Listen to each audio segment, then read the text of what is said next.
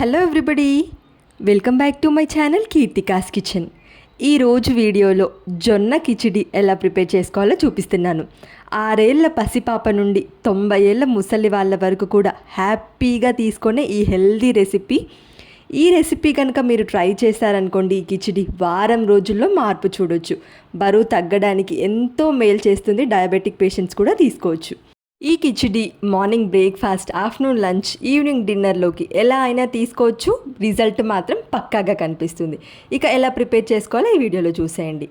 ముందు రోజు నైట్, కిచిడి చేసే ముందు రోజు నైట్ 1 కప్పు జొన్న రవ్వ తీసుకోవాలి. మీ దగ్గర రవ్వ గనక లేకపోతే జొన్నల్ని దోరగా వేయించి బరకగా గ్రైండ్ చేసుకోవచ్చు. ఇలా తీసుకున్న జొన్నల రవ్వని 2 సార్లు శుభ్రంగా వాష్ చేసుకోవాలి, బాగా రబ్ చేస్తూ. ఇలా చేసుకోవడం వల్ల పైన ఉండే స్టార్చ్ కానీ ఏమైనా అంతా కూడా నలకలున్నా పోతాయి. ఇలా 2 సార్లు నీట్గా వాష్ చేసుకున్న తర్వాత మనము ఏ కప్పుతో అయితే రవ్వ తీసుకున్నామో అదే కప్పుతో వాటర్ కూడా యాడ్ చేసుకోవాలి. ఈ రవ్వలో 2 కప్పుల వాటర్ తీసేసుకోవాలి.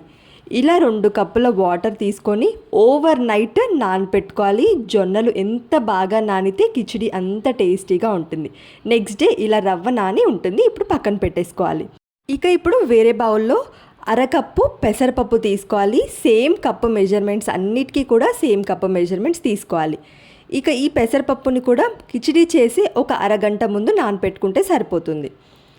కిచిడి చేయడం కోసం కడాయి పెట్టుకొని ఇందులో ఒక 2 టేబుల్ స్పూన్లు ఆయిల్ వేసుకోండి. ఈ ఆయిల్ ఎందుకు అంటే మనం వేసే వెజిటేబుల్స్ అన్నీ ఫ్రై చేయడం కోసం. అదేవిధంగా 1 టేబుల్ స్పూన్ నెయ్యి. లేదు మీకు కంప్లీట్గా నెయ్యితో చేసుకోవాలనుకుంటే ఈ 3 టేబుల్ స్పూన్స్ కూడా నెయ్యి యూజ్ చేయొచ్చు. 1/2 టేబుల్ స్పూన్ ఆవాలు, 1/2 టేబుల్ స్పూన్ జీలకర్ర వేసుకొని ఫ్రై చేసుకున్న తర్వాత కరివేపాకు వేసి చిన్న ముక్కలుగా కట్ చేసుకున్న పచ్చిమిర్చి, ఒక 4 లేదా 5 పచ్చిమిర్చి వేసుకోవాలి. అదేవిధంగా మీడియం సైజ్ ఉల్లిపాయ 1, క్యారెట్ కూడా చిన్న పీసెస్గా చాప్ చేసుకోవాలి. క్యారెట్, అదేవిధంగా మీడియం సైజు బంగాళదుంప కూడా 1 వేసేసుకోవాలి. వీటన్నిటిని కూడా సాఫ్ట్గా అయ్యేంత వరకు ఉడికించుకోవాలి. ఎంతగా ఉడికించుకోవాలి అంటే 50% ఉడికించుకోవాలి.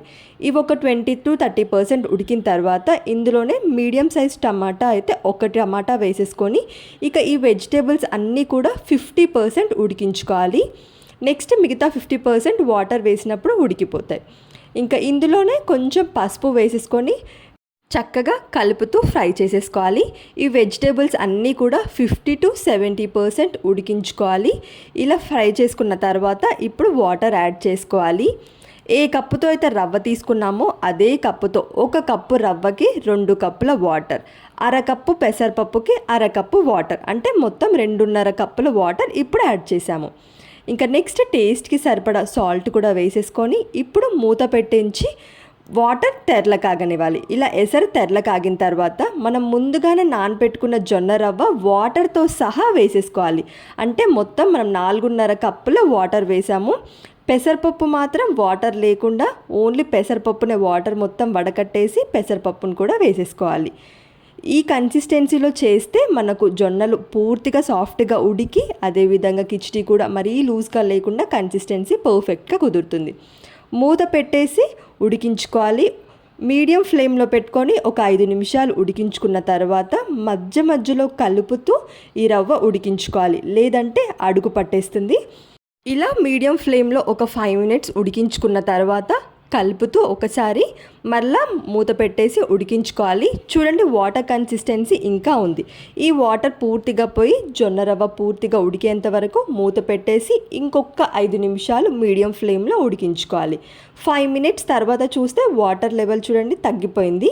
నేను ఇక్కడ కలిపి చూపిస్తున్నాను చూడండి. ఈ విధంగా పైన వాటర్ ఉంది కదా, ఈ వాటర్ కూడా పూర్తిగా ఇనికిపోయేంత వరకు లో ఫ్లేమ్లో పెట్టుకొని ఒక 2 నిమిషాలు ఉడికించుకొని ఫైనల్గా కొత్తిమీర వేసేసుకొని కలుపుకుంటే మన టేస్టీ జొన్న రవ్వ కిచిడి రెడీ. ఎటువంటి చట్నీలు కానీ కర్రీస్ లేకుండా ఇలా డైరెక్ట్గా తీసుకోవచ్చు. చాలా చాలా టేస్టీగా ఉంటుంది. ఇందులో అన్ని రకాల వెజిటేబుల్స్ వేసాం కాబట్టి అందరికీ హెల్తీ రెసిపీ. వెయిట్ లాస్ అయ్యే వాళ్ళకి మాత్రం ఇది బాగా యూస్ఫుల్ అయ్యే రెసిపీ. మీరు తప్పకుండా ట్రై చేయండి. ట్రై చేసి ఎలా వచ్చిందో కామెంట్ సెక్షన్లో చెప్పండి. వీడియో నచ్చితే లైక్ చేసి ఇలాంటి మరిన్ని ఇంట్రెస్టింగ్ రెసిపీస్ కోసం ఛానల్ని సబ్స్క్రైబ్ చేయండి. యూస్ఫుల్ అనిపిస్తే ఫ్రెండ్స్ అండ్ ఫ్యామిలీకి షేర్ చేయండి. Thank you for watching.